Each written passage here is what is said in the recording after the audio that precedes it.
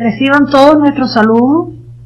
En la actividad anterior estudiamos la generalidad del sistema nervioso, las que comprendieron aspectos relacionados con su origen, su estructura, las particularidades del tejido nervioso y los diferentes criterios a partir de los cuales se clasifican sus estructuras constituyentes.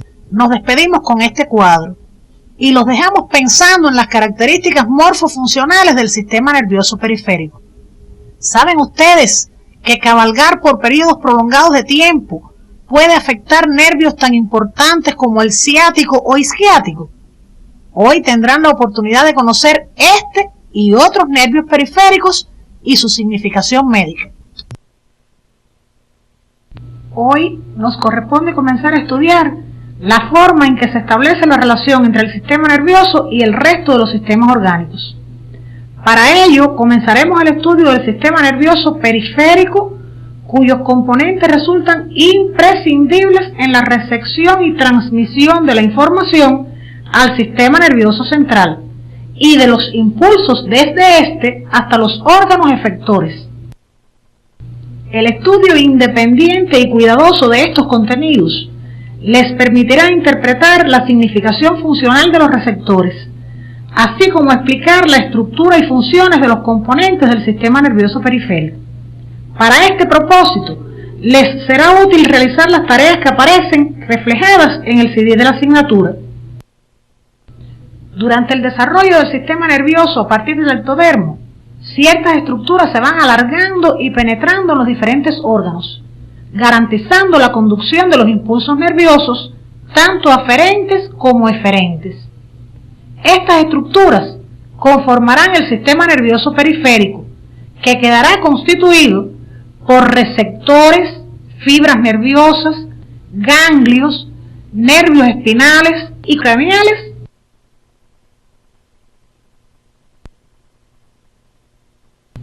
En la imagen que se muestra, correspondiente al corte transversal de un embrión humano a nivel de los esbozos de los miembros superiores, pueden apreciarse el desarrollo de la médula y los ganglios espinales, así como las prolongaciones nerviosas que inervarán el miembro superior.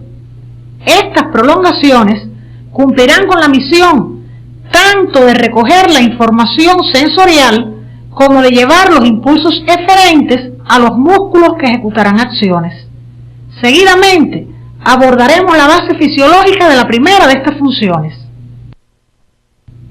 Para captar las estimulaciones, tanto del medio externo como del interno, en el organismo existen receptores sensoriales. Estos son estructuras nerviosas capaces de transformar la energía de los estímulos en impulsos nerviosos. De esta manera, informan sobre los cambios del medio y condicionan el comportamiento adaptativo del individuo. Los receptores no son más que estructuras que durante la evolución del sistema nervioso adquirieron la capacidad de responder a los cambios energéticos del medio con una modificación de su potencial de membrana, que luego dará lugar al potencial de acción, el que a su vez constituye el código básico de transmisión de la información en el sistema nervioso. El receptor sensorial puede ser una terminación nerviosa que pierde la mielina o una estructura especializada. En esta actividad nos dedicaremos al estudio de los receptores de la sensibilidad general. Los receptores pueden agruparse atendiendo a diferentes criterios de clasificación. Según el tipo de energía del estímulo adecuado que los excite, pueden ser mecanorreceptores cuando son estimulados por energía mecánica. Los termorreceptores identifican cambios de temperatura y los nociceptores identifican daño tisular. En la diapositiva están observando ejemplos de mecanorreceptores, los que desde el punto de vista morfológico pueden ser no encapsulados y encapsulados. En el caso de los termorreceptores y nociceptores, son terminaciones nerviosas desprovistas de mielina. Los receptores también pueden clasificarse atendiendo a la procedencia del estímulo. Según este criterio, son esteroreceptores los que reciben y procesan energía procedente del medio externo. Ejemplos de ellos son los receptores generales de la temperatura, el tacto, la presión y el dolor, así como los especiales del gusto, el olfato, la visión y la audición. Los propioceptores son los que se estimulan por cambios de longitud del músculo y movimientos articulares o de diferentes partes del cuerpo. Estos pueden ser generales como el órgano tendinoso de Golgi y el uso neuromuscular, o especiales como el receptor del equilibrio. Los interoceptores son los que informan sobre los cambios que se producen en el medio interno, como por ejemplo los localizados en las vísceras. Existen otros criterios no excluyentes de clasificación de los receptores, de acuerdo al sitio donde se produce la transducción, según el grado de adaptación al estímulo y según la localización. Es decir, que un receptor puede ser clasificado a la vez como mecanoreceptor, como periférico y como fásico, como es el caso del corpúsculo de Pacini. A continuación les ofrecemos un esquema que representa varios receptores de la sensibilidad general, lo que les ayudará en el estudio de sus características morfofuncionales. Para profundizar en estos contenidos, les sugerimos que revisen la clasificación que aparece en el folleto complementario de Fisiología 1, contenido en el CD de la asignatura. Los receptores no responden por igual a los diferentes tipos de energía. La forma particular de energía a la cual es más sensible el receptor y para la cual su umbral es más bajo, se denomina estímulo adecuado. Ejemplos de ellos tenemos las radiaciones electromagnéticas de la luz para los receptores visuales, las ondas sonoras para los receptores auditivos y el calor para los termorreceptores. Sin embargo, los receptores pueden responder a tipos de energía distintas a las de sus estímulos adecuados, aunque el umbral para esta energía no específica es mucho mayor. Los receptores son considerados como transductores biológicos, al ser capaces de captar la energía del estímulo y convertirla en potenciales de acción. A diferencia de los transductores físicos, como los radios y los micrófonos, los receptores no utilizan la energía del estímulo para efectuar la transformación energética, sino que emplean la energía proveniente del metabolismo celular. La acción primaria del estímulo sobre el receptor trae como resultado una modificación de la permeabilidad de la membrana receptora y con ello un cambio del potencial de membrana en reposo. Esta modificación del voltaje transmembrana es el potencial generador o de receptor, el que a su vez dará lugar a un potencial de acción. Así pues, el potencial de receptor es la variación o modificación del potencial de membrana en reposo que se produce en la membrana del receptor como respuesta a la llegada de un estímulo. En la imagen que están observando se representa el registro gráfico de dicho potencial. Observen que en este potencial no hay inversión de cargas, por lo tanto no sobrepasa el nivel de cero. La acción del estímulo sobre la membrana receptora aumenta la permeabilidad para los iones difusibles, debido a la apertura de poros o canales que permiten el paso de los iones de sodio y potasio a través de la misma. El número de canales que queden abiertos depende de la intensidad del estímulo que actúa sobre el receptor, por lo que el grado de despolarización está en función de la magnitud de la estimulación. Este contenido lo pueden profundizar en el folleto complementario de Fisiología 1 que aparece en el CD de la asignatura. Veamos las características del potencial de receptor. Es un potencial local y no propagado. No cumple con la ley del todo o nada. La membrana se despolariza sin inversión de cargas. No deja periodos refractarios. Y además puede sumarse espacial y temporalmente, lo cual significa que estímulos aplicados sucesivamente en un punto o simultáneamente en regiones cercanas en la estructura receptora, provocarán una descarga mayor del receptor por un proceso de sumación temporal y espacial respectivamente.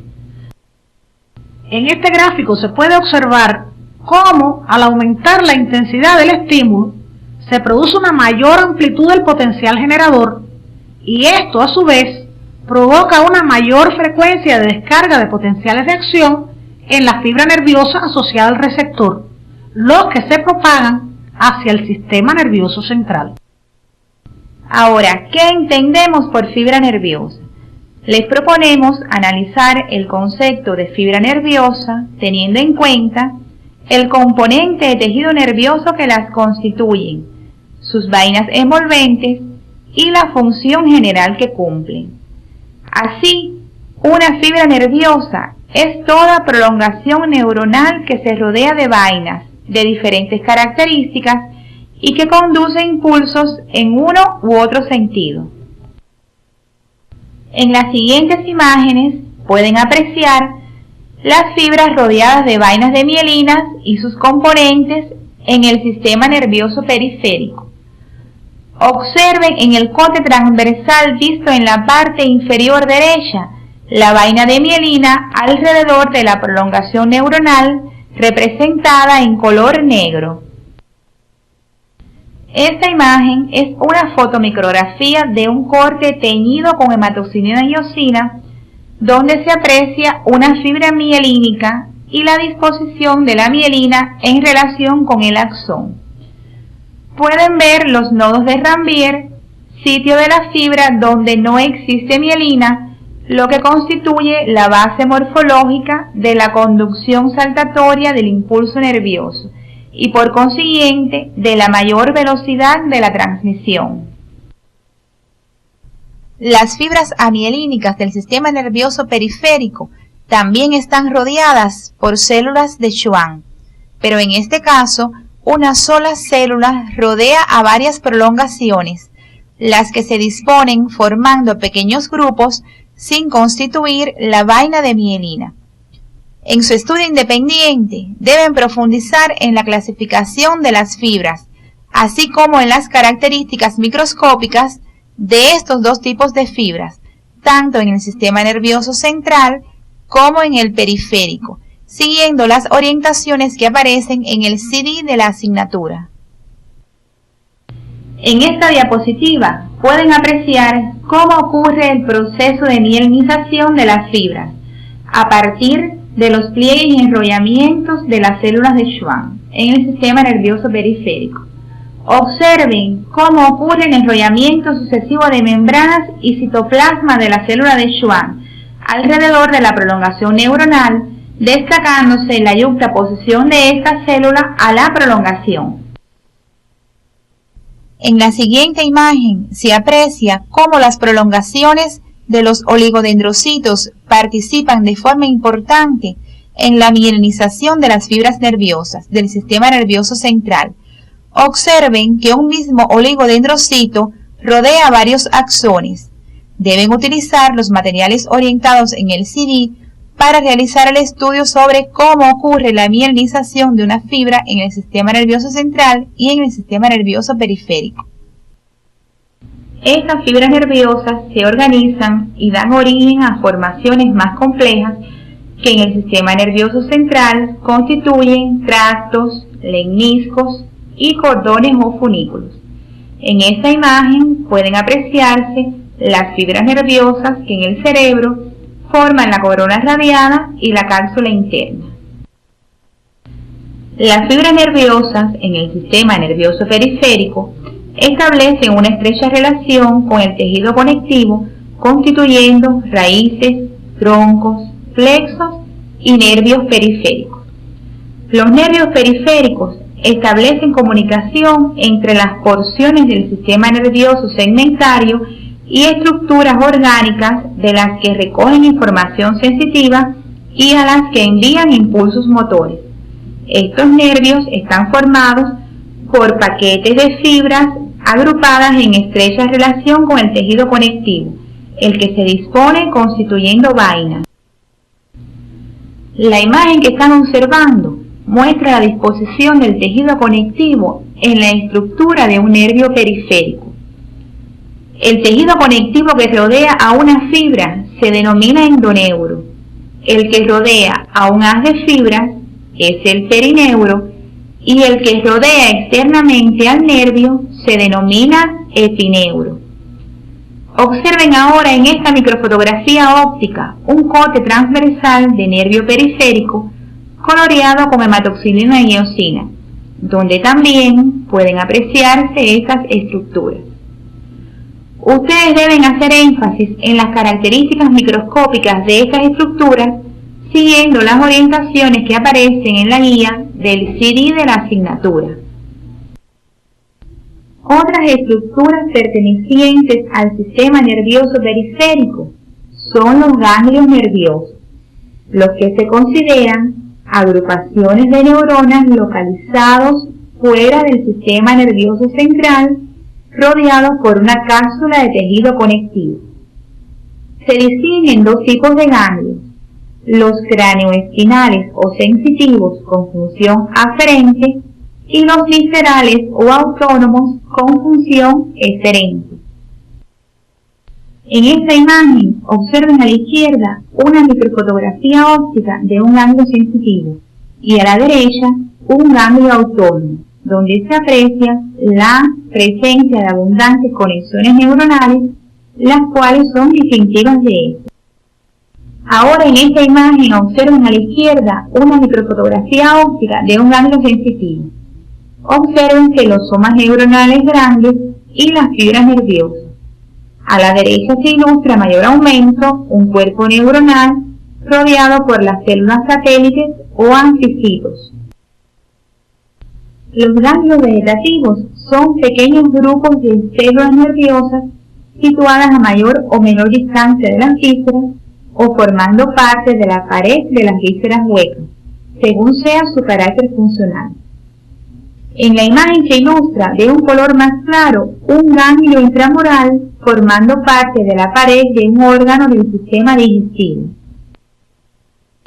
En la siguiente figura se pueden apreciar las características de las neuronas que constituyen a estos ganglios, destacándose que son neuronas multipolares. En el estudio independiente deben seguir cuidadosamente las orientaciones de estos contenidos que aparecen en el CD de la asignatura. Les recomendamos además la utilización del laminario virtual, el cual les ayudará a una mejor identificación de estas estructuras. Las fibras nerviosas agrupadas en haces, como ya hemos estudiado, constituyen los nervios, que de acuerdo a su localización pueden clasificarse como craneales y espinales. En esta actividad orientadora estudiaremos los nervios espinales, los que emergen en pares de cada uno de los 31 segmentos de la médula espinal. Cada nervio espinal está constituido por dos raíces, ventral y dorsal, y una vez que emergen del canal vertebral, cada uno emite 4 ramos, dorsal, meningio, comunicante y ventral. Nos ocuparemos a continuación del estudio de los ramos ventrales por su importancia, ya que con frecuencia se producen lesiones, ya sea compresivas a consecuencia de enfermedades degenerativas óseas o traumáticas. Los ramos ventrales de los nervios espinales conservan su distribución segmentaria solamente en la porción torácica. En las porciones cervical, lumbosacra y coxígea, los ramos ventrales se entrecruzan y forman los denominados plexos somáticos. En cada uno de estos plexos deben estudiar con precisión su constitución, principales ramos y territorios de distribución. El plexo cervical está constituido por los ramos ventrales de los nervios cervicales del 1 al 4. Se sitúa en la parte alta del cuello y emite ramos para la piel conocidos como ramos cutáneos. Para los músculos del cuello, algunos de los cuales contienen fibras de nervios craneales y se denominan ramos musculares. Y emite además un ramo mixto el nervio frénico. Por la importancia de este último en la respiración, deben profundizar en su estudio, enfatizando en su recorrido y en su distribución motora. El nervio frénico, ramo mixto del plexo cervical, es el principal responsable de la inervación del músculo diafragma, aun cuando éste recibe también ramos de algunos nervios intercostales. Se extiende a través de la cavidad torácica a ambos lados del pericardio, por delante de ambos hilios pulmonares. A la entrada del tórax, guarda una estrecha relación con el músculo escaleno anterior. Aunque su destino es el músculo diafragma, en su trayecto torácico emite ramos sensitivos para la pleura y el pericardio. Algunas de sus fibras atraviesan el diafragma y participan en la formación de plexos autónomos abdominales. El plexo braquial está constituido por los ramos ventrales de los nervios cervicales del quinto al octavo y un ramito del primer nervio torácico. Se sitúa en la base del cuello y da ramos para la piel y la musculatura del cinturón y de la parte libre del miembro superior. En la imagen que se muestra pueden apreciarse con claridad las importantes relaciones que establecen tanto el plexo en su totalidad como los tres troncos o funículos principales, de los cuales van a partir sus ramos largos, con las estructuras vasculares arteriales y venosas del miembro superior. Observen cómo a nivel de la axila los troncos lateral, medial y posterior rodean a la arteria axilar. Aunque deben estudiarse todos los ramos, es importante por su función y por la frecuencia de sus lesiones que enfaticen en el estudio de los nervios axilar, mediano, ulnar y radial. Como puede observarse, los estudios imagenológicos realizados a través de la técnica de resonancia magnética mediante cortes transversales de la parte proximal del miembro superior permiten estudiar la ubicación topográfica precisa de los troncos del plexo braquial. Los nervios mediano y ulnar transitan por el brazo sin dar ramos y pasan al antebrazo y la mano, donde tienen su máxima distribución. El mediano inerva la mayor parte de los músculos flexores y tronadores del antebrazo, así como los de la eminencia tenar de la mano.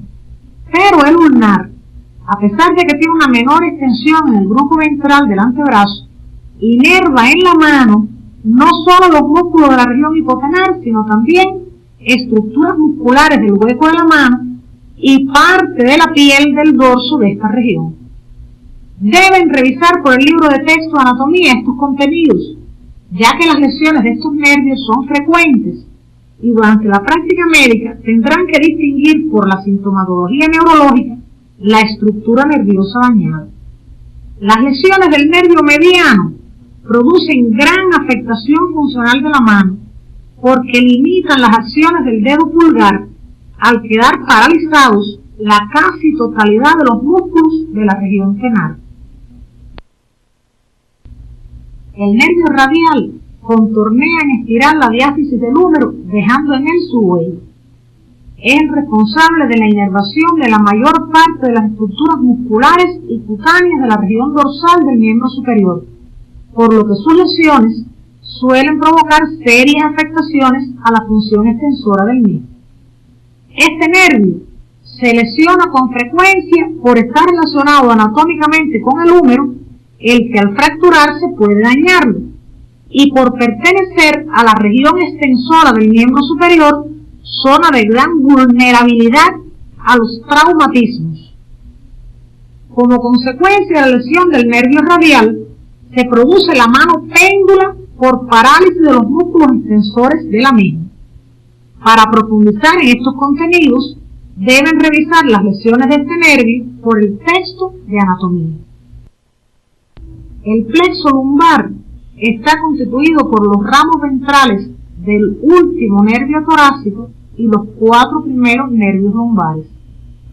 Se sitúa en el espesor del músculo psoas mayor, emitiendo un grupo de ramos que inervan piel y músculos del abdomen piel de la parte superior de la región glútea y del canal inguinal, y el de los genitales, y la parte ventral, medial y lateral del miembro inferior.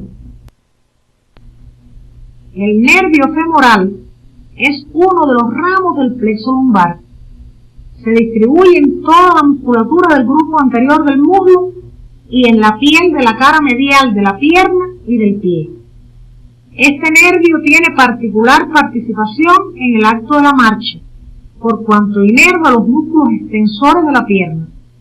Cuando se encuentra lesionado, el paciente no puede subir escaleras, correr ni saltar, y camina con dificultad. El nervio obturador es otro de los ramos de este plexo. Transita por las paredes laterales de la pelvis menor y se distribuye fundamentalmente en la musculatura aductora del muslo. Por su trayecto, puede afectarse durante los partos instrumentados.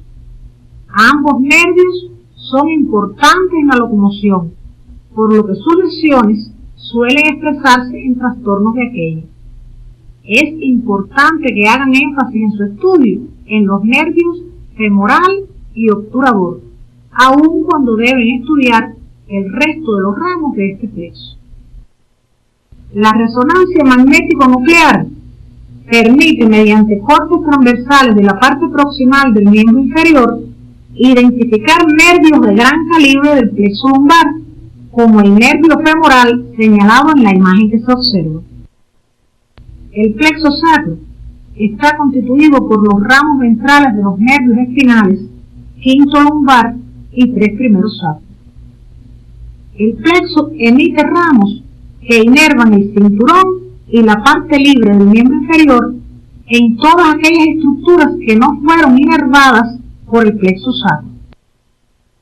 Entre los ramos del plexo sacro que estudiarán, debe destacarse por su importancia y frecuencia de lesiones el nervio isquiático, que garantiza la inervación de la musculatura de la parte posterior del muslo, la pierna y de la planta del pie, así como de la piel de la parte posterolateral de la pierna y el pie. El conocimiento del sitio exacto de su salida de la cavidad pelviana a través del agujero infrapiriforme permite que el mismo pueda ser preservado de lesiones durante la técnica de inyección intramuscular, siempre que la misma se aplique en el cuadrante superolateral de la nalga. El largo trayecto del nervio isquiático en la región posterior del muslo lo expone a múltiples traumatismos, por lo que son frecuentes las consultas de pacientes aquejados de un molesto dolor en la parte central de la región glútea. El plexo coxígeo está formado por los ramos ventrales de los nervios sacros 4 y 5 y del nervio coxígeo. De él parte un ramo motor perineal y ramos sensitivos anocoxígeos. Los únicos ramos ventrales de nervios espinales que no forman plexos son los torácicos. Ellos conservan su distribución segmentaria encontrándose situados entre las costillas, donde reciben el nombre de nervios intercostales. Su trayecto a lo largo del surco costal debe tenerse en cuenta cuando se realice la maniobra de punción torácica. Estos nervios con frecuencia sufren afectaciones por enfermedades metabólicas y carenciales, por lo que su conocimiento es importante para el médico integral comunitario. Inervan los músculos propios del tórax y parte de los músculos abdominales, además de la piel de la parte anterior y lateral del tórax y del abdomen. Otras afecciones de estos nervios por causas de tipo infeccioso pueden ser ampliadas en la página web de anatomía de su CD. En el estudio de los plexos somáticos, es importante que revisen el libro de texto y precisen en cada uno, además de la constitución y principales ramos, algunas relaciones anatómicas de interés, como por ejemplo, las que establece el frénico con el músculo escaleno anterior y con las estructuras mediastinales. En el estudio del plexo braquial deben profundizar en la relación con los músculos escalenos anterior y medio y con la arteria subclavia, así como de sus troncos con la arteria axilar. En el plexo lumbar deben ser estudiados por su importancia las relaciones de los nervios ilio-hipogástrico e ilio-inguinal con la cara posterior de los riñones, lo que hace que las patologías renales puedan proyectar su dolor hacia los territorios de distribución cutánea de estos nervios. Y por último, en los plexos sacro y coxígeo se tendrá en cuenta su relación con los huesos homónimos, lo que provoca su compresión cuando existen conflictos de espacio dentro de la cavidad pelviana. No queremos concluir sin antes reforzar los aspectos esenciales del contenido tratado. Los receptores nerviosos periféricos son estructuras especializadas mediante las cuales el sistema nervioso capta información procedente tanto del medio externo como del interno, funcionando como transductores biológicos. Las fibras nerviosas son prolongaciones neuronales rodeadas de vainas, las que pueden ser por su morfología mielínicas o amielínicas. El nervio periférico tiene un componente de tejido nervioso constituido por la fibra nerviosa y un componente de tejido conectivo dado por el endoneuro, el perineuro y el epineuro. Los cuerpos neuronales agrupados fuera del sistema nervioso central forman los ganglios nerviosos. Los nervios espinales emergen de todos los segmentos de la médula espinal y tienen regularidad en su composición y carácter funcional.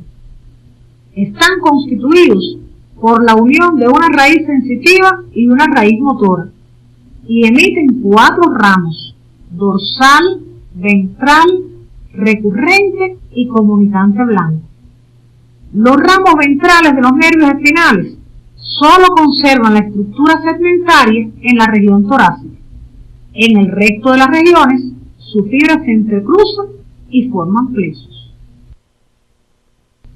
El plexo cervical tiene como su ramo más importante al nervio frénico, participante protagónico en la inervación del diafragma, principal músculo inspirador.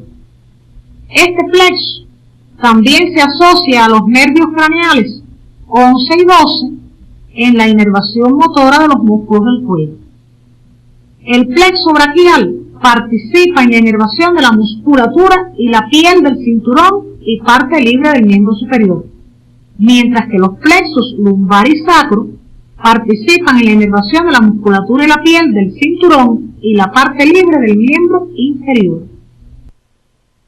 En esta actividad hemos podido apropiarnos del conocimiento de diferentes componentes del sistema nervioso periférico y comprender cómo están constituidos los nervios espinales de forma regular a partir de una raíz sensitiva y una raíz motora. En la próxima actividad estudiaremos los nervios craneales, que rompen con esta regularidad. También estudiaremos las sinapsis, que permiten la transmisión de los impulsos nerviosos.